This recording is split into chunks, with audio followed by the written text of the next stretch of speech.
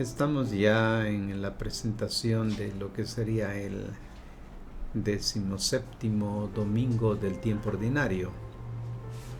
Esta es una sección, venimos leyendo el Evangelio según San Marcos en el tiempo ordinario, pero ahora se introduce el capítulo 6 del Evangelio según San Juan. Entonces nos va a ayudar mucho para hablar sobre el pan de vida. Así que leemos directamente San Juan 6, 1 al 15, la primera parte, y estaremos en los siguientes domingos hasta terminar este capítulo 6 del Evangelio según San Juan. El texto dice: en aquel tiempo Jesús se marchó al otro lado del lago de Galilea, el Tiberíades. Le seguía un gran gentío porque veían las señales que hacía con los enfermos. Jesús se retiró a un monte y ahí se sentó con sus discípulos. Se acercaba la Pascua, la fiesta de los judíos. Levantando la vista y viendo el gentío que acudía a él, Jesús dice a Felipe: ¿dónde compraremos pan para darles de comer? Lo decía para ponerlo a prueba, porque sabía bien lo que él iba a hacer. Felipe le contestó: 200 monedas de pan no bastarían para que a cada uno le tocase un pedazo. Uno de los discípulos, Andrés, hermano de Simón, le dice: aquí hay un muchacho que tiene 5 panes de cebada y 2 pescados, pero ¿qué es eso para tantos? Jesús dijo: hagan que la gente se siente. Había hierba abundante en el lugar. Se sentaron. Los hombres eran 5,000. Entonces Jesús tomó los panes, dio gracias y los repartió a los que estaban sentados. Lo mismo hizo con los pescados, dándoles todo lo que quisieron. Cuando quedaron satisfechos, dice Jesús a los discípulos: recojan las sobras para que no se desaproveche nada. Las recogieron y con los trozos de los 5 panes de cebada que habían sobrado a los comensales, llenaron 12 canastas. Cuando la gente vio la señal que había hecho, dijeron: este es el profeta que había de venir al mundo. Jesús, conociendo que pensaban venir para llevárselo y proclamarlo rey, se retiró de nuevo al monte él solo. Bien, durante 5 domingos consecutivos se interrumpe la lectura del Evangelio de Marcos y viene propuesto el capítulo 6 del Evangelio de Juan. Comienza hoy mismo con el relato de la multiplicación de los panes y continúa en las próximas semanas con el célebre discurso del pan de vida pronunciado por Jesús en la sinagoga de Cafarnaúm. En la interpretación de este capítulo se puede cometer el error de asumir que trate desde el principio hasta el fin de la Eucaristía. Hay que evitarlo para no perder la riqueza del mensaje de cada pasaje. El tema de la Eucaristía, es cierto, acompaña como trasfondo todo el discurso, pero de forma explícita viene introducido solo al final. De todos los signos obrados por Jesús, ninguno ha sido referido tantas veces como la multiplicación de los panes. Todos los evangelistas lo relatan al menos una vez, Mateo y Marcos incluso 2. En total viene narrado 6 veces. ¿Cómo es que la iglesia primitiva se dio tanta importancia a este hecho? Porque se trató de un caso clamoroso, sensacional, porque causó un fuerte impacto a un pueblo acostumbrado a comer una sola vez al día. Es cierto, el hambre crónica de los israelitas puede explicar en parte, pero no del todo, el interés por este relato. Jesús realizó milagros más extraordinarios que se narran una sola vez. ¿Por qué se insiste tanto en los panes? Hoy nos viene propuesta la versión del relato narrado por Juan, diferente en muchos aspectos a la de los otros evangelistas. No vamos a detenernos en estas diferencias ni trataremos de establecer lo que realmente sucedió. Nos sumergimos inmediatamente en el pasaje e intentaremos resaltar cada detalle significativo del relato. Ante todo, una observación importante. En el texto no viene utilizada la palabra multiplicación. Se suele usar, eso sí, como título de estos relatos evangélicos, pero ciertamente el título multiplicación no es inspirado. El Evangelio solo habla de panes y de peces puestos en común, de la distribución de los mismos, del resultado, todos recibieron lo que quisieron, y de la recogida de 12 canastas, del pan que sobró, signo de un alimento destinado a no abarcarse nunca. Esto es todo. El mensaje central del relato no hay que buscarlo pues en la multiplicación, sino en el compartir. Nosotros tenemos la costumbre de multiplicar todo lo que es material, el dinero, la salud, los años de vida, las amistades, los éxitos, y cuando nos sentimos incapaces de multiplicarnos, recurrimos a Dios para que lo haga en nuestro lugar.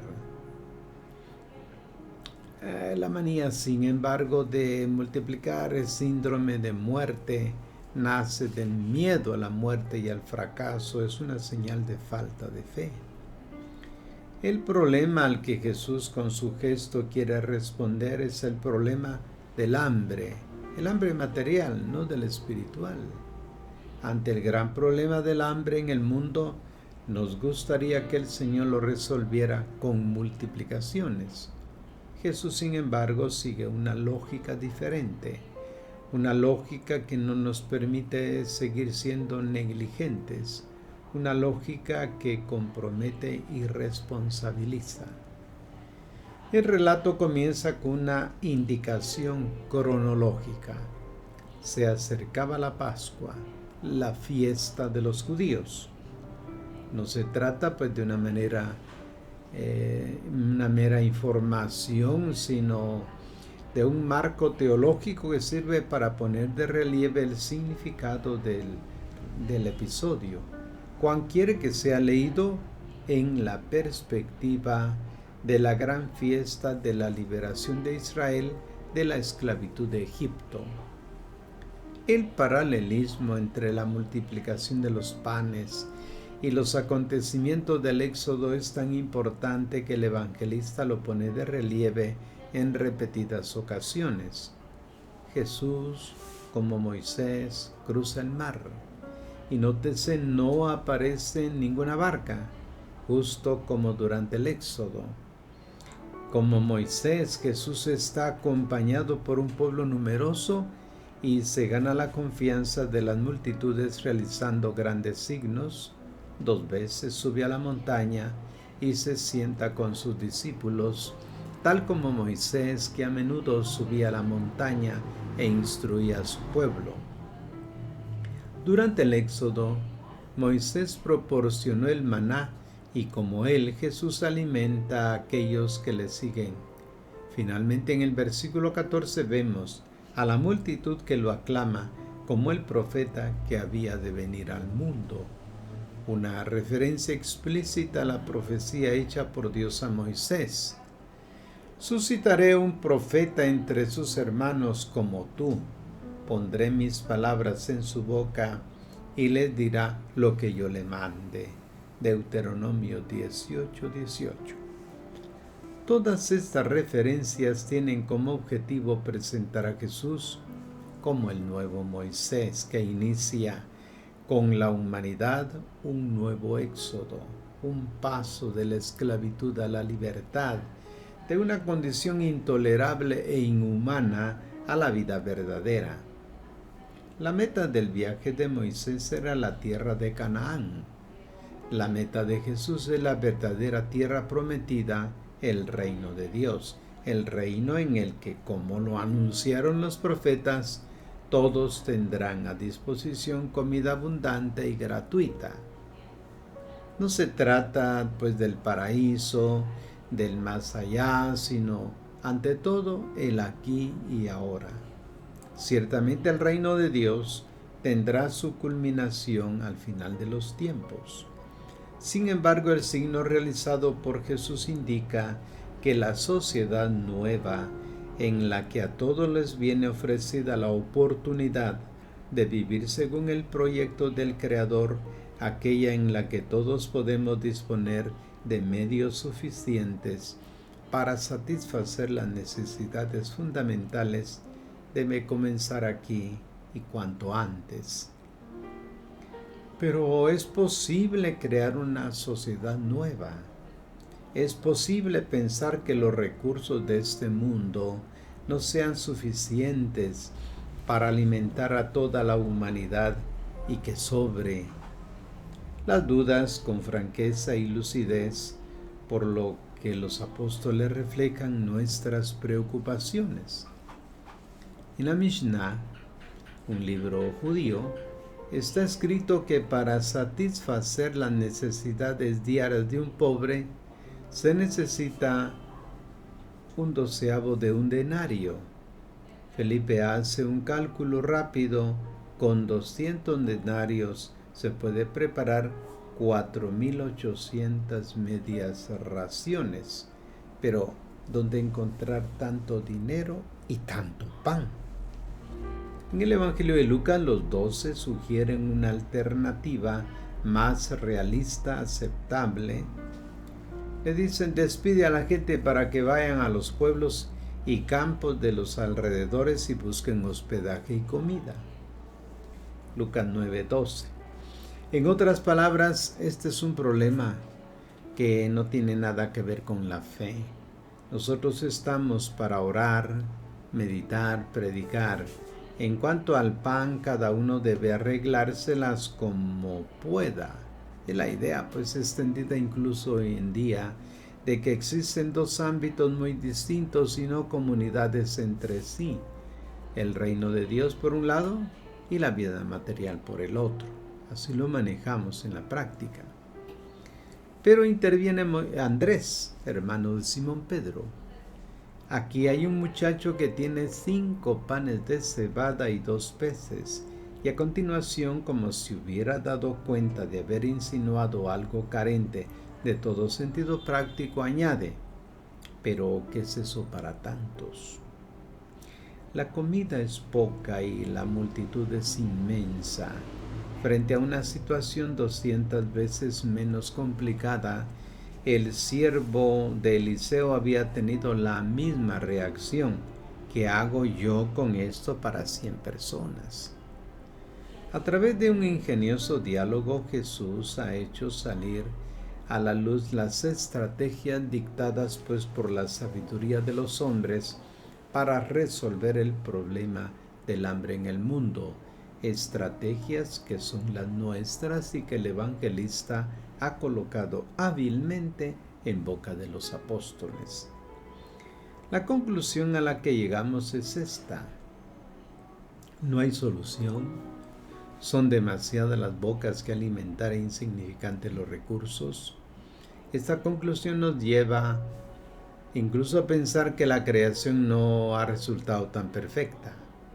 Lo máximo que se puede lograr en este mundo es una buena organización de asistencia social, pero es impensable que la miseria pueda ser derrotada.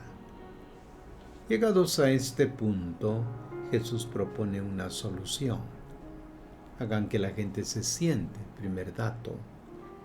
Viene por tanto rechazada de plano la idea de que el reino de Dios se realice en una esfera separada de la realidad concreta.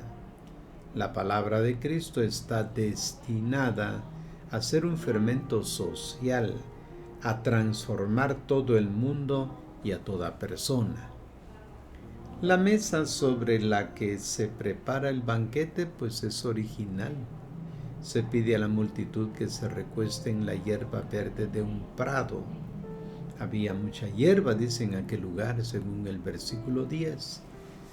Y este detalle aparentemente marginal y superfluo es significativo porque hace referencia explícita a las palabras del Salmo.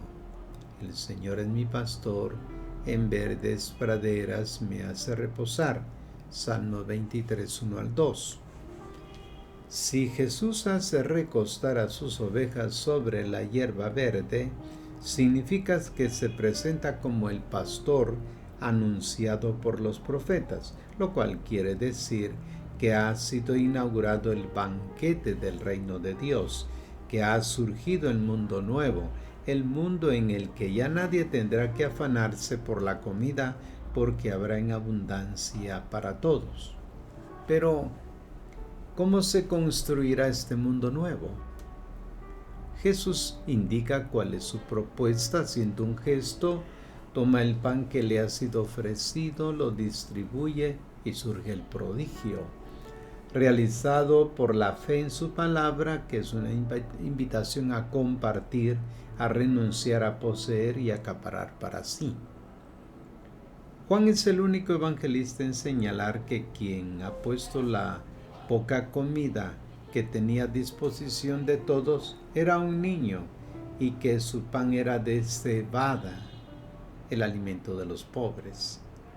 El detalle del niño es poco realista, ya que, como sabemos, los niños son los primeros en consumir las provisiones, por lo que es poco probable que entre tanta gente justamente un niño y solamente un niño haya conservado la merienda. El valor simbólico del detalle es evidente. En el Evangelio el niño es el modelo de discípulo. Los que quieran entrar en el reino de los cielos deben hacerse como niños. Ahora resulta claro el mensaje. El niño pobre es el discípulo llamado a poner a disposición de los hermanos todo lo que posee. Esta es la gran propuesta. Esta es la clave del milagro. Basta que los hombres dejen aparte su egoísmo, venzan el frenesí de poseer, que es la raíz de todo mal. Acepten la lógica del reino y pongan a disposición de los hermanos sin reservas todo lo que tienen y el milagro ocurre. Todos comen y sobra. He mencionado el hecho de que el capítulo 6 de Juan no hace referencia desde el principio a la Eucaristía. El pasaje de hoy tiene como tema el compartir los bienes y hay que evitar por tanto una interpretación espiritualista. No obstante, no se puede negar que el relato tiene connotaciones eucarísticas.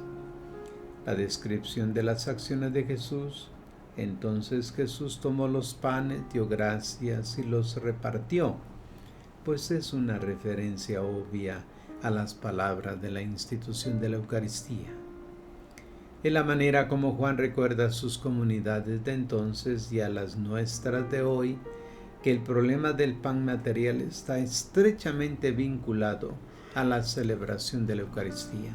Sería un contrasentido, pues, partir juntos el pan eucarístico y no compartir el pan material. Así que con esto dejamos ya la reflexión y les agradezco su atención prestada a esta reflexión, esperando compartirla dentro de 8 días.